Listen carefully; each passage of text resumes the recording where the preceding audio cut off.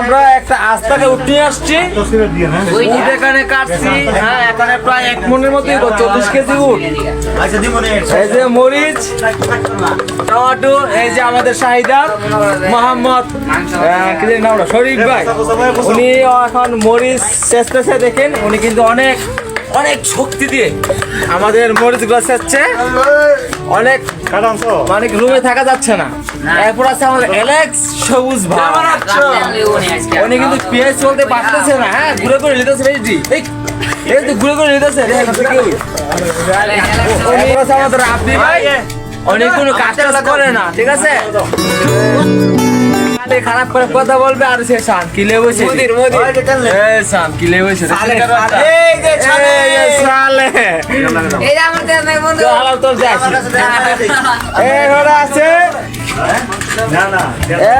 আমাদের এখানে কি ভাই জানি আমরা, ভাই নাম কি, ভাই নাম বলেন, আপনার নাম বলেন, আপনার নাম হচ্ছে রাকিব। উনি এখন আমাদের এখানে রসুন আদা এগুলা কিন্তু গুঁড়া করছে, গুঁড়া করতেছে।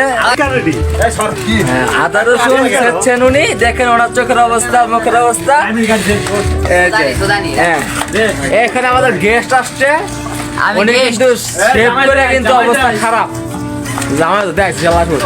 এই যে আমাদের বিশাল এক বড় মুদির, ঠিক আছে, এই যে আমাদের মুদির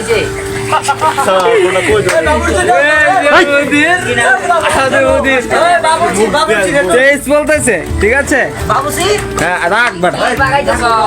আমাদের নদীর পেজ বলছেন অনেক সুন্দর ভাবে, অনেক সুন্দর পেজ গুলো বলতেছেন। এরপর এদিকে আছে আমাদের বাবুর্চি মোহাম্মদ আরিফ খান, উনি যেখানে রাঁধতে যায় সেখানে বিশাল কর্মকাণ্ড জড়িয়ে নেয়, ঠিক আছে। আর ওনার রান দেখাইলে এক একজন অজ্ঞান হয়ে যায়, মজার চালায়, অনেক স্বাদ হয়। এই জন্য আমরা ওনাকে ভাড়া করে আনছি এই দেশের 100 রিয়াল দিয়ে, যা নাকি বাংলাদেশে 3000 টাকা। ওনাকে আনা হচ্ছে জাপান থেকে, রান্না করার জন্য, শুধু একবার রান্না করার জন্য ওনাকে আমরা জাপান থেকে ভাড়া করে আনছি। এরপর আমাদের এখানে জামাই আছে, উনি কিন্তু এখন পিস কাটার মধ্যে লেগে গেছে। আপনার কি বক্তব্য আপনার বিয়ে নিয়ে বলেন?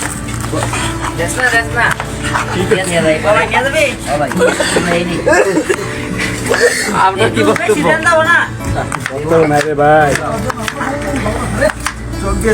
হ্যাঁ, আমাদের ভাড়া করা কি জানি বাবুর্চির কি হলো?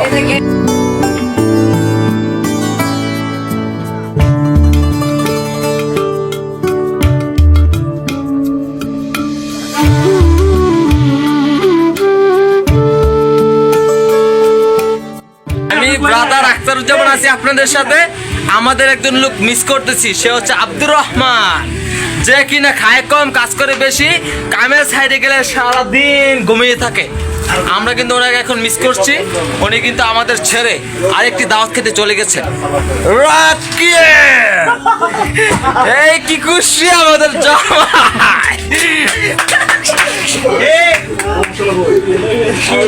এই মুহূর্তে আবার চলে আসছেন আমাদের ইব্রাহিম ভাই, যিনি নাকি প্রায় 50 বছর ধরে বিরিয়ানি রান্নার মধ্যে অভিজ্ঞতা।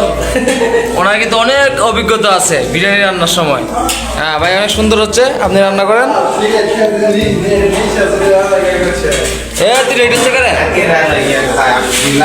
এখন আমাদের চলে আসছে আমাদের হুজুর। ও মাই গড,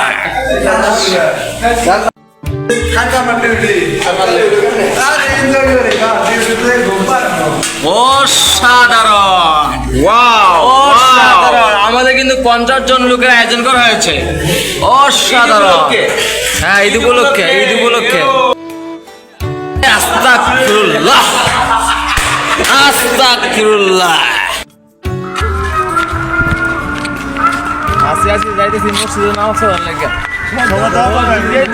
আধা ঘন্টা আটত্রিশে মসজিদে যাইতে যেতাম, তারপর একটা লাগে নাই। আমি মনে সুন্দর ভাবতেছি।